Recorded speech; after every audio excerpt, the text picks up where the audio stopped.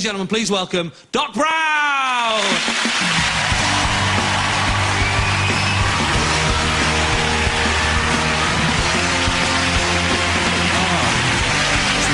Lovely. Very warm, very welcoming. I've got that kind of, that warmth in me, you know, I have that politeness. I'm obsessed with it, you know. I'll never forget, actually, I'll never forget. See, politeness, it can be the gift and the curse, right? I'll never forget when I was out in Glasgow doing some gigs. Before the gig, this grimy local guy, he came up to me in a Sainsbury's, asked me for some heroin. In Sainsbury's? Right? I just went, sorry, I don't work here. No, why have I said that? You know, I thought, what's happened to me? Started to analyse my life. What happened? Because when I was younger, I never would have stood for something like that. You know, I would have gone right back at him. Right? But then I was more streetwise. Wasn't I, when I was younger? I used to consider myself cool. Yeah, I knew what was going on. I used to listen to a bit of hip-hop. Yeah, I used to even fancy myself as a bit of a rapper. Yeah, not anymore, obviously. You know, I wear cardigans now, but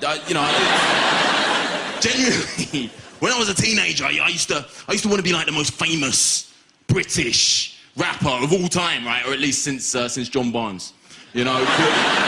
But you know, I don't think I was ever going to make it, right? Because to be convincing, you got to have a certain swagger, haven't you? So a bit of braggadocio, right? You got to do all that boasting and bragging, you know. And for me, I got two major problems with that, right? One is that I'm broke, and the other is that I'm British. You know what I mean? What exactly am I going to boast about? You know, what am I going to say? Well, and get up and go, well, everybody hating on me because they want what I got. I just keep accumulating and I'm not going to stop. I got bling rings, glittery things you can't top.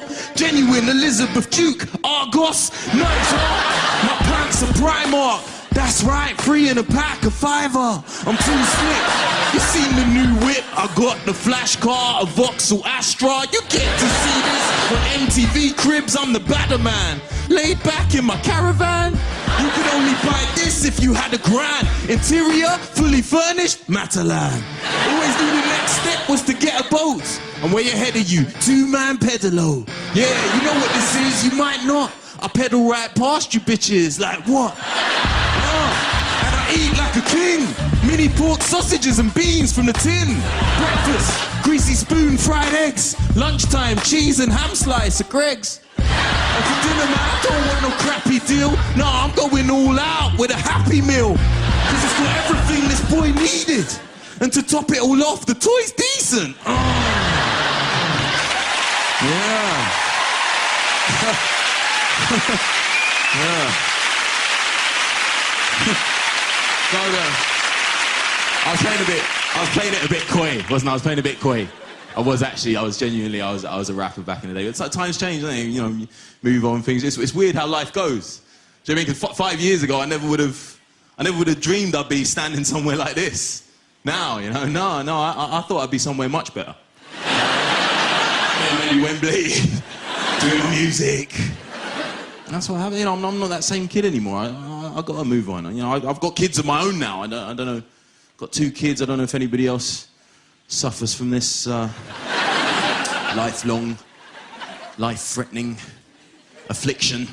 But if you do, you'll know that you have to make a lot of sacrifices, especially from your young life, you know, and I have done. But my friends do say to me, like, you know, you much as you love rap, do you ever rap to your kids? I tell them all the time. All the time. I find it's a good way to alleviate stress, release tension, you know, and it's a great alternative to physical violence, you know.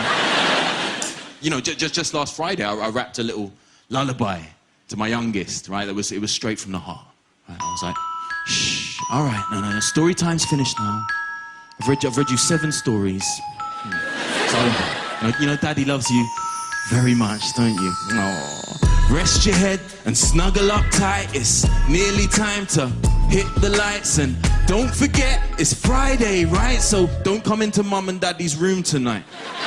We've got important work to do from 1:15 to 1:45, and Daddy really wants to get the job done, and I haven't finished my work this month, not once. What we never ever get time for. No, yeah, stay out of our bedside drawer. There's nothing in there for you, believe me. And Mummy's little white things with the strings, they're not sweeties. Remember that rubber balloon you blew up and drew the funny face onto? Yeah, no, you did it superbly.